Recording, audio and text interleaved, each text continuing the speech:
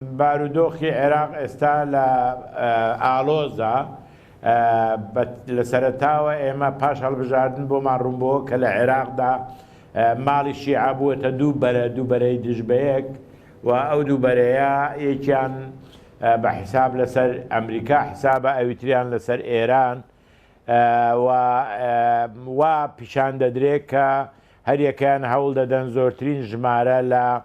ئەندام پەرلەمانەکان بخەنە لای خۆیان بۆەوەی وەکو کتلەی گەورە یا گەورەترین کتلە کە لەلایەن بەڕێز سەرۆک کۆمار لە داهاتوودا تەکلیف بکرێ بۆ دامەزرانی حکوومەت. و ئێمە لەو فترەی کە لە بەغدا بووین لەگەر هەموو لایەنەکان دانیشتین بۆ ئێمە مەسەلەی سەرەکی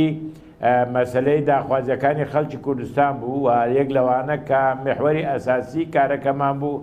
ئەویش مەوزوعی کەرکووک و ئاساییکردنەوەی ناوچە کێشە لە سەرەکان بوو جگە لەوەیش مەسەلەی مەبادیەکانی کە عێراقی تازەی لەسەر دامەزراوە هەروەها مەوقعی پێشمەرگە لە مەنزومەی دیفاعی عێراقی حیسەی هەرێمی کوردستان لە میزانیەی عێراق و لە هەمان کاتیشدا مادە دەستوریەکانی تری کە شان بەشانی مادەی 140 پەیوەندیان بە داخوازیەکانی خەڵکی کوردستان هەیە.